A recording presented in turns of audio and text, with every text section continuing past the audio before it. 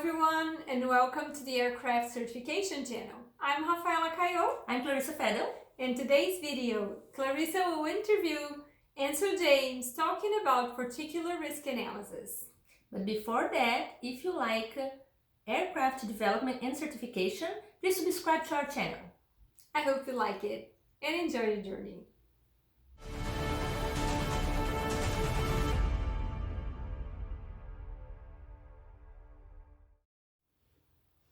Hi Ansel, thanks for being here with us. My pleasure, Clarissa. So today we'll be talking about particular risk analysis, right? Yes. So before we start, can you introduce yourself and talk a little bit about your experience? Yes. Hi, my name is Ansel James. I've been in the aviation industry for about 21 years.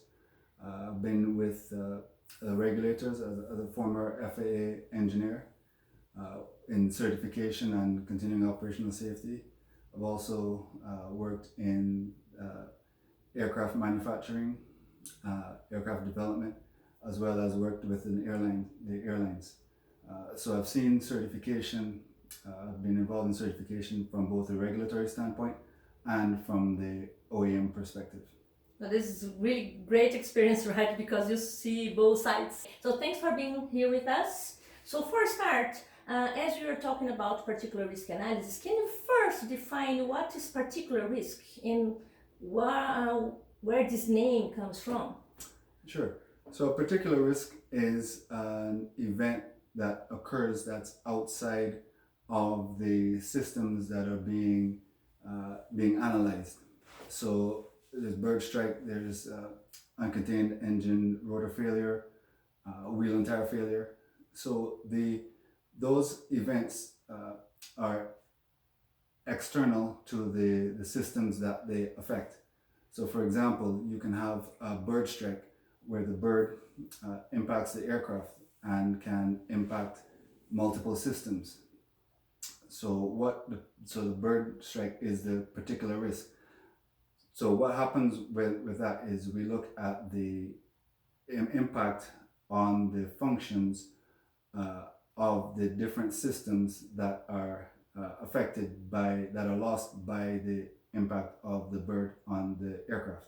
Okay. So which means that there's a list of those particular risks that you need to address in all the projects, and these affect all the type of airplanes in the same way. How does it work? So how you define that? Is a predefined list, or when you're doing the assessment that you define it? Yes, so a good starting place is the ARP, the Aerospace Recommended Practices, document 4761, which lists a number of generic particular risks that need to be looked at.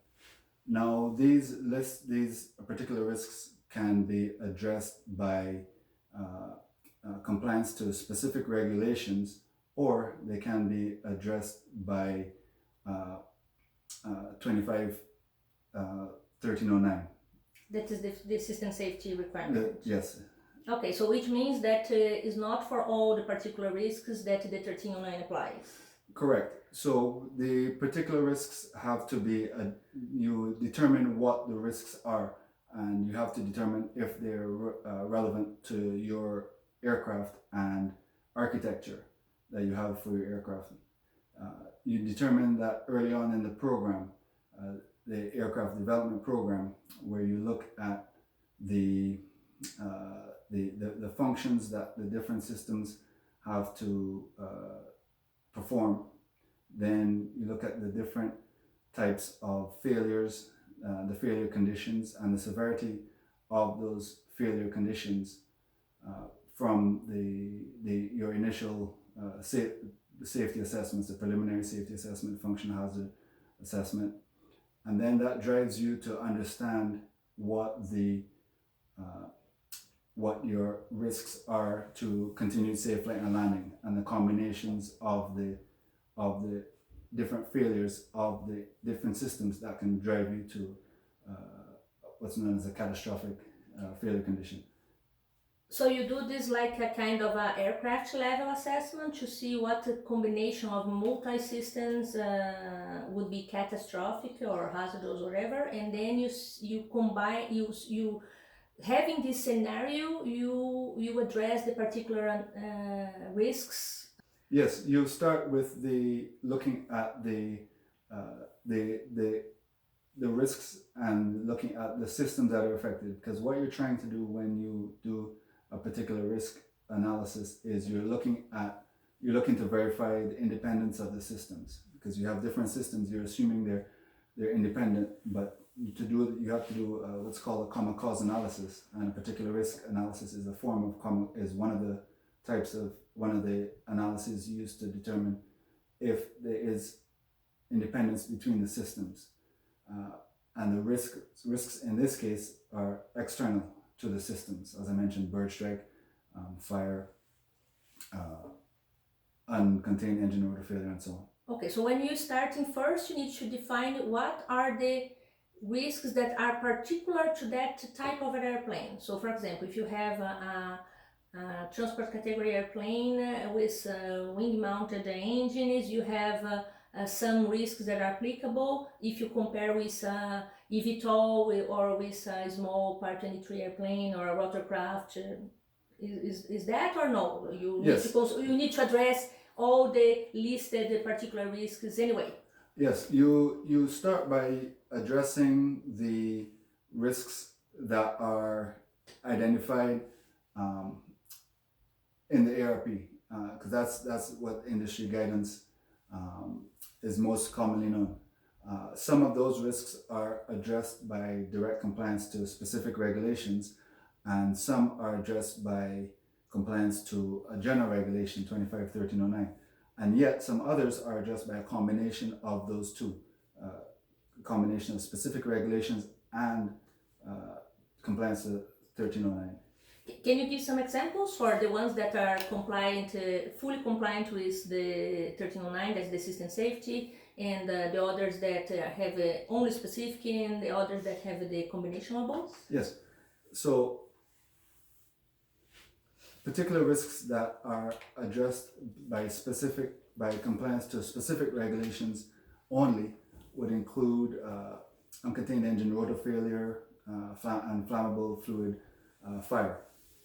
There are specific regulations that address those particular risks completely.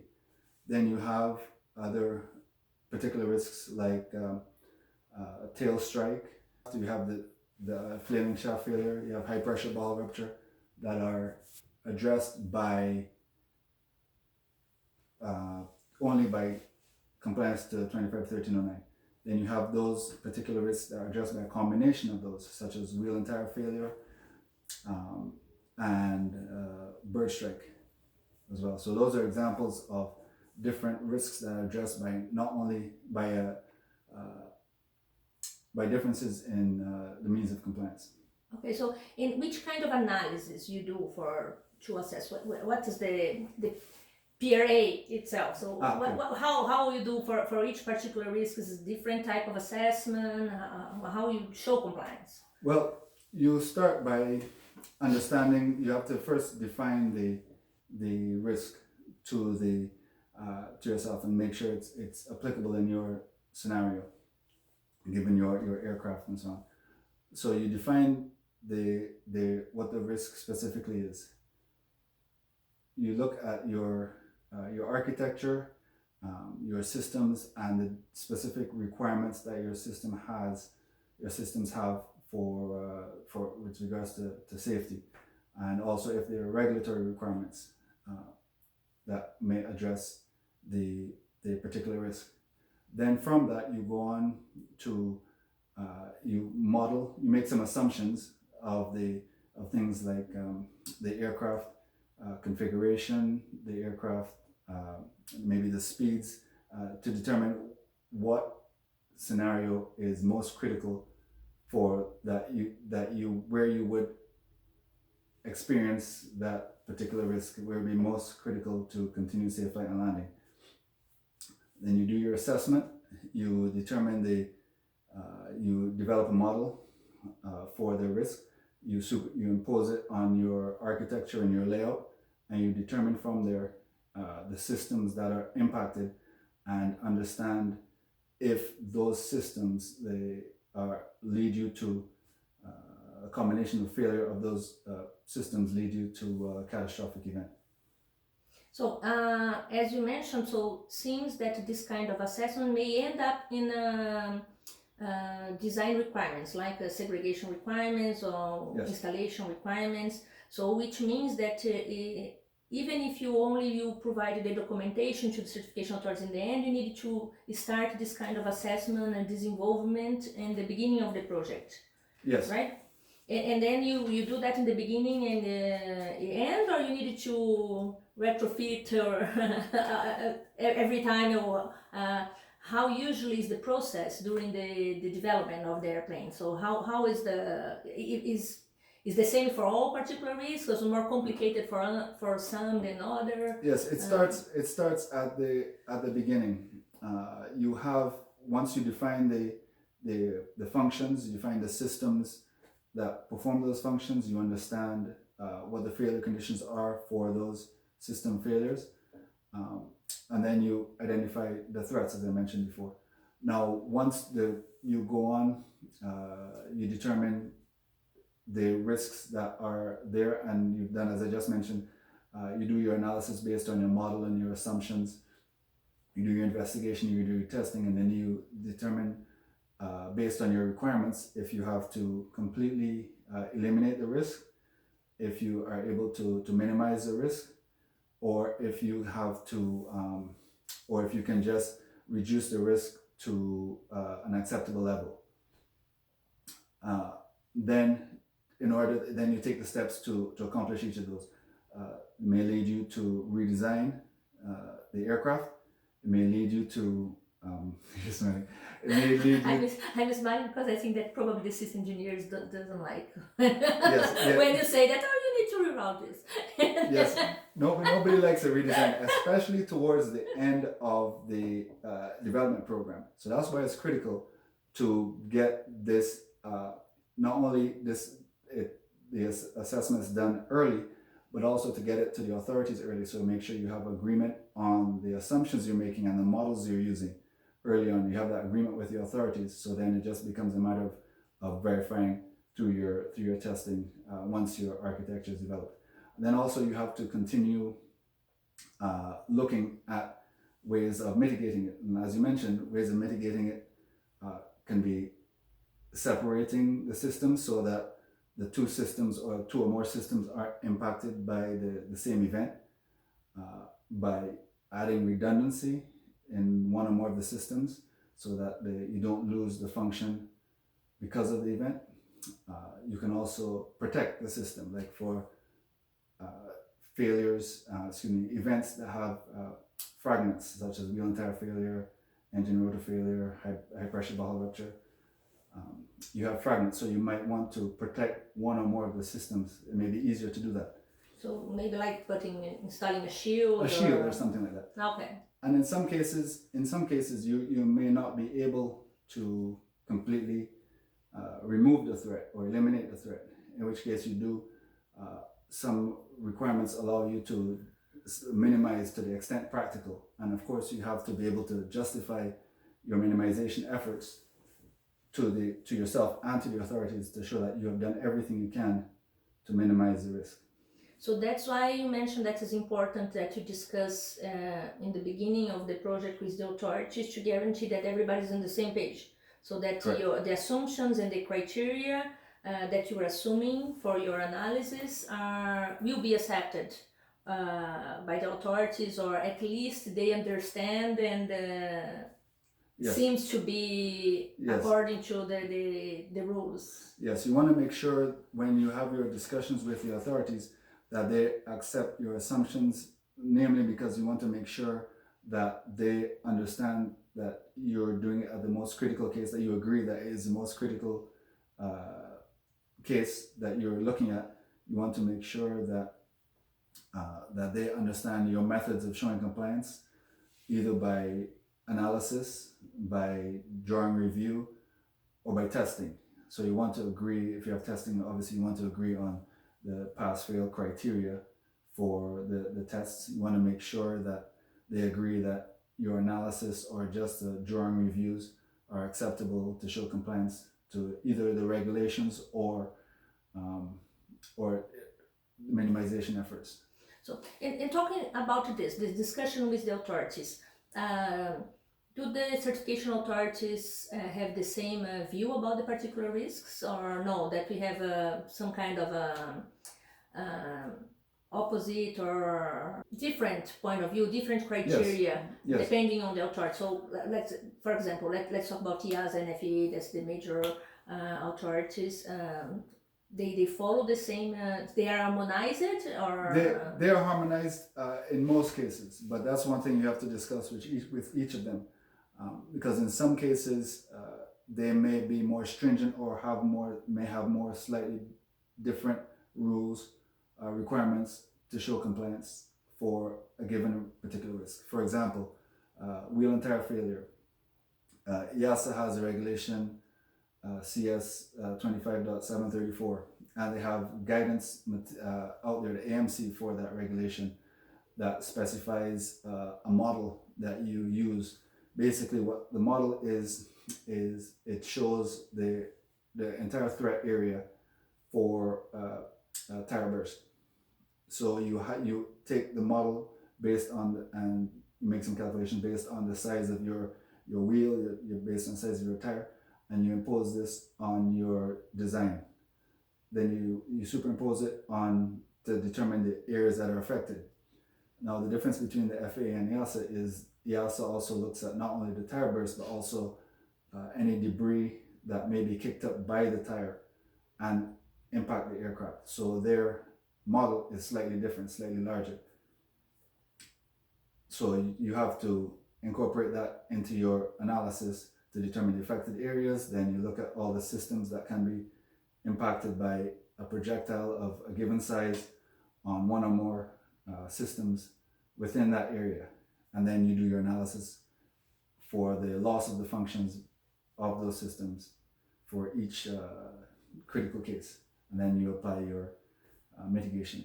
So you need to negotiate sometimes, or you need to perform a separate analysis for each authority, or you need to negotiate with one authority if they accept the criteria of the other. Yes. Or yes, and the same thing for engine nacelle fire, 2D engine nacelle. That's regulation 25.867. The models are slightly different. Basically, if you have an engine fire, you want EASA.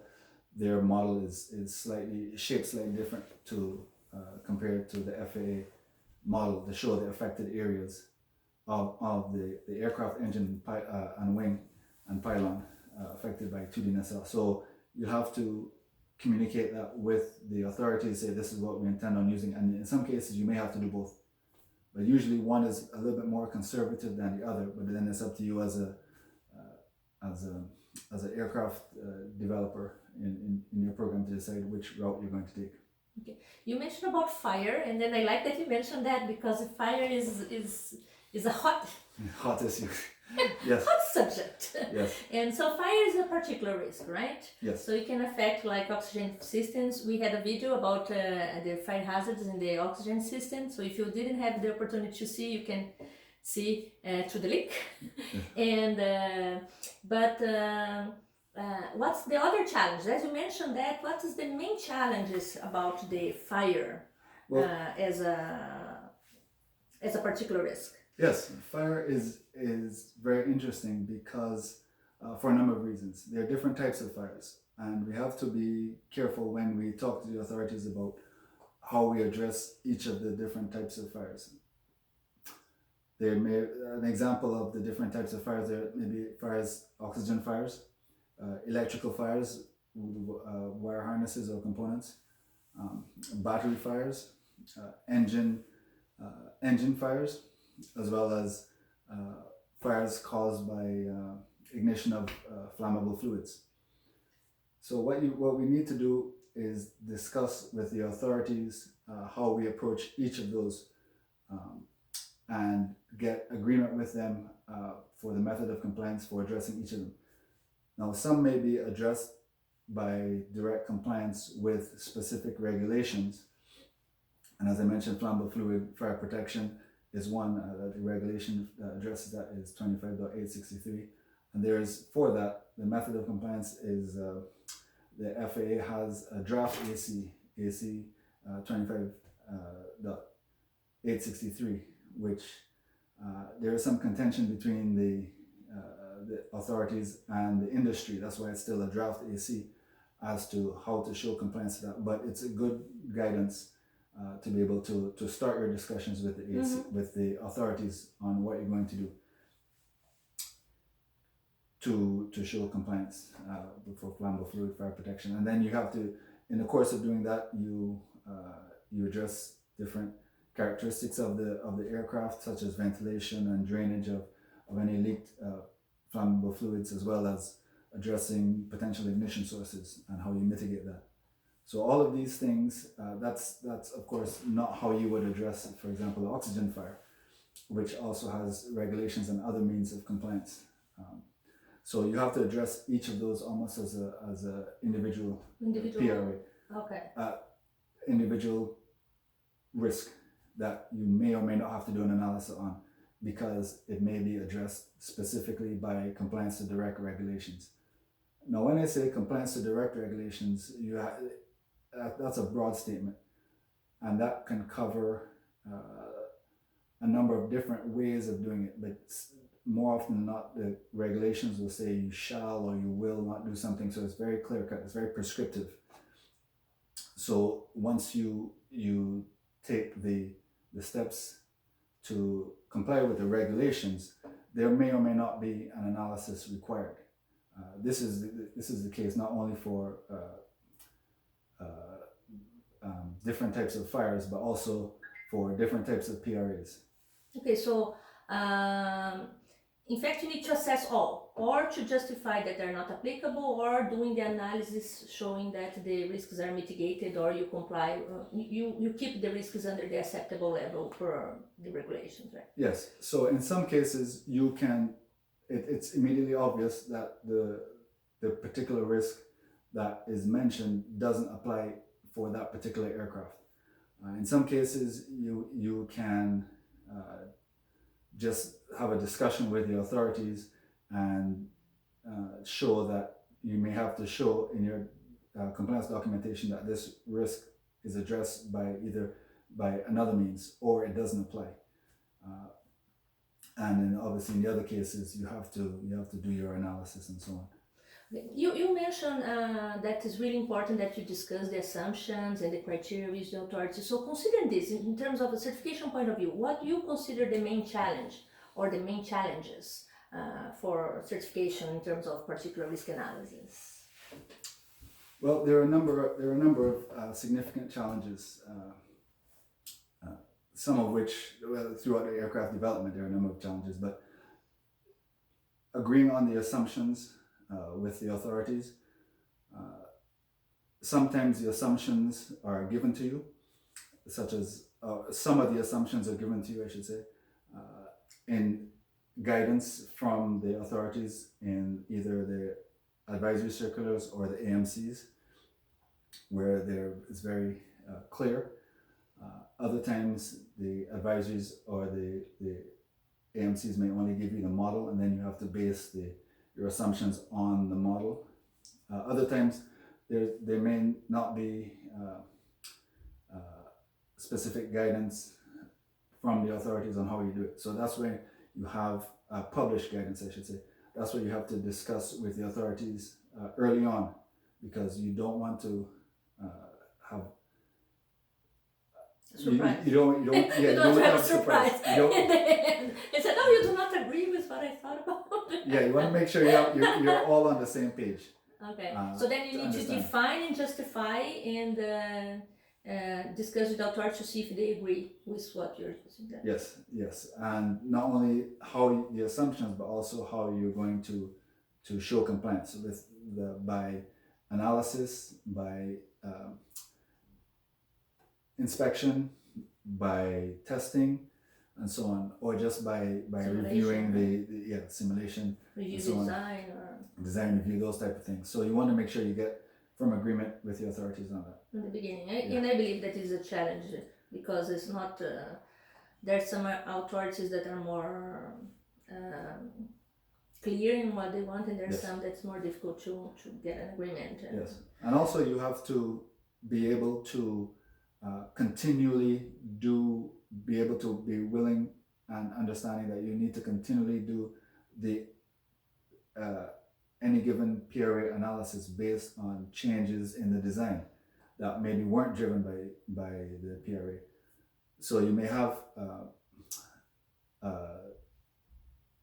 in the course of your design, you may have a new function that's introduced into a system, or systems that that were one way, and then the design of the architecture has changed in the different systems and what they accomplish, the functions they accomplish. Then you have to do your safety assessment again, and then determine the level of severity. So you may have, during the course of design, you may have new catastrophic conditions that may be generated from failures of one or more components that weren't addressed initially. Then you have to do your PRA analysis on those. So which means that during the development and even after the certification, when you're doing modifications in the aircraft, you need to keep performing this analysis just to guarantee this kind of assessment, just to guarantee that what you considered before was not affected, or if it's affected, it's still safe. Yes, you have to make an assessment as to the significance of the changes that you're making, the modifications that you're making, the design changes that you're making, to determine which PRA analysis need to be conducted again, or maybe just a portion of it needs to be looked at. And then from that, you determine any other design changes or mitigations that you need to take place. And obviously you want to do that to make sure that a design change doesn't nullify or negate a mitigation that you had in place before for another PRA. So you want to make sure that you're always covered and you show compliance at the end. So every time that you do a change, you need at least to take a look in the particular risks and guarantee that it is assessed or not affected. It's compliant. Yeah, it's compliant. And I have two questions for you. First is that, considering that the systems are getting more and more and more integrated, principally with all these electronics and control boxes doing multifunction things, how this affect the PRA? How this affect the show compliance with the particular risks? With new technologies, especially there's a big challenge, especially with new technologies and new types of aircraft that don't have that the regulations weren't designed to address initially. The aircraft developers are on the forefront. They're leading the authorities in showing compliance to these new and novel technologies. So it is incumbent upon the aircraft designers to understand the different failure modes and the effects of the failures on the aircraft and be able to mitigate them somehow. And that's a discussion you have to have with the authorities. You can have, like for example, the eVTOL aircraft. Those types of aircraft, they're not many, EASA has a special condition for them. They'll be under Part 23. Those developers that are on the forefront of those developing those technologies and those type of the propulsion systems, the flight control systems, there's no precedent for that. So they have to work very closely with the authorities to be able to come to an agreement on the safety and how they're able to show that their aircraft designs are safe and capable of continued safe flight and landing in any given failure scenario. So do you mean that with these new technologies, for some new risk may be listed and some will not be applicable anymore? Or?